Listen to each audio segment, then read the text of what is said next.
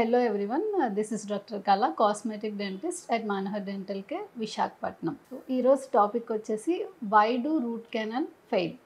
Okay, మీరు మా ఛానల్లో చూసినట్టయితే రూట్ కెనాల్ టాపిక్ మీద రూట్ కెనాల్ అంటే ఏంటి, ఏం చేస్తారు అనే దాని గురించి ఒక వీడియో చేస్తున్నామండి. కానీ రూట్ కెనాల్ చేసిన కొన్ని డేస్కి కానీ మంత్స్కి కానీ కొన్ని ఇయర్స్కి కానీ మళ్ళీ పెయిన్ వస్తుంది అని చాలామంది చెప్తారు. సో ఇలా వచ్చింది అంటే ఆ రూట్ కెనాల్ ఫెయిల్ అయినట్టు. ఈ వీడియోలో రూట్ కెనాల్ ఫెయిల్ అయింది అని ఎలా తెలుస్తుంది, రూట్ కెనాల్ ఎందుకు ఫెయిల్ అవుతుంది, ఫెయిల్ అయిన రూట్ కెనాల్కి ఏం ట్రీట్మెంటో తెలుసుకుందాం. రూట్ కెనాల్ ఫెయిల్ అయింది అని ఎలా తెలుసుకుంటామంటే, ఫస్ట్ వన్ ఆ టీత్ దగ్గర పెయిన్ వస్తుంది.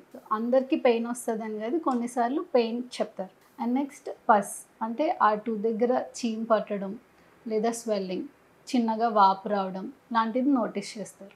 నెక్స్ట్ వన్ ఆ టూత్ ఏమైనా బ్రేక్ అయితే, అంటే పన్ను విరిగినప్పుడు, లేదా లాస్ట్ వన్ వచ్చేసి టూత్ కదులుతున్నప్పుడు.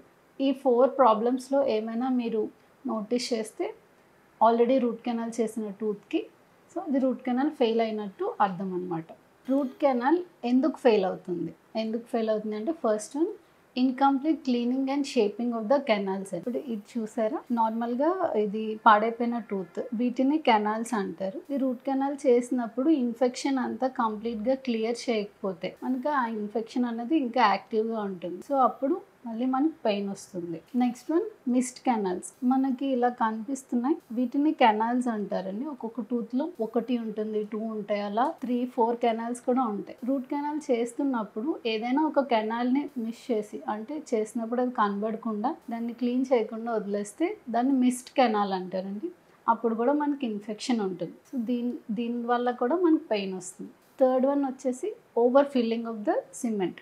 ఇప్పుడు రూట్ కెనాల్ చేశాక మనకి సిమెంట్ పెడతారు.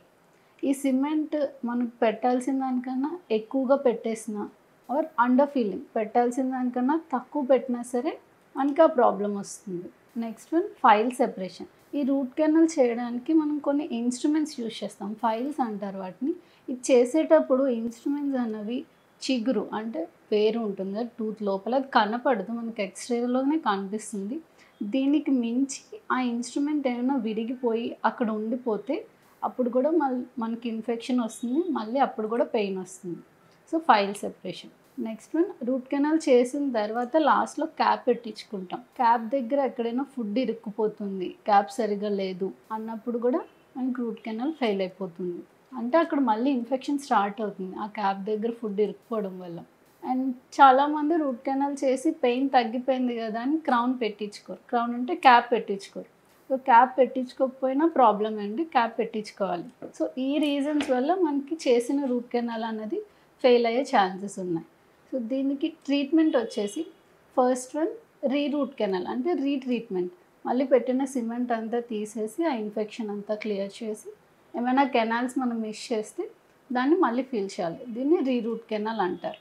లేదా ఓవర్ ఫిల్లింగ్ అని చెప్పాను కదండి, ఎక్కువ సిమెంట్ పెట్టేసినా లేకపోతే ఇన్స్ట్రుమెంట్స్ ఏమైనా ఇక్కడ బ్రేక్ అయిపోయినా అప్పుడు ఏం చేస్తామంటే టూత్ని మనం ఏం డిస్టర్బ్ చేయకుండా ఇద్దరు బుగ్గ వైపు నుంచి లేకపోతే నాలుగు వైపు నుంచి ఒక చిన్న సర్జరీ లాంటిది, బోన్లో ఒక చిన్న హోల్ పెట్టి అక్కడ ఆ ఇన్స్ట్రుమెంట్ని తీయడానికి లేదా ఈ వేర్ని చిన్నగా కట్ చేయడానికి ట్రై చేస్తారు. దాన్ని ఎపిసెక్టమీ అంటారు. అక్కడ కట్ చేసి దాన్ని మళ్ళీ క్లోజ్ చేస్తారు, అలా కూడా క్లియర్ అవుతుంది. లేదు టీత్ సేవ్ చేసే కండిషనే లేదు అనుకుంటే ఆ టూత్ని రిమూవ్ చేయడమే దానికి ఉన్న ఫైనల్ ఆప్షన్. మీరు రూట్ కెనాల్ చేసి క్యాప్ వేయించుకోకుండా వదిలేస్తే వెంటనే క్యాప్ వేయించుకోండి.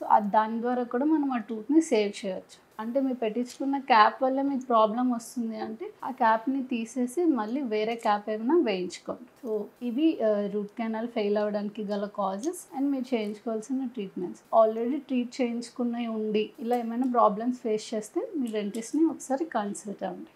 Thank you.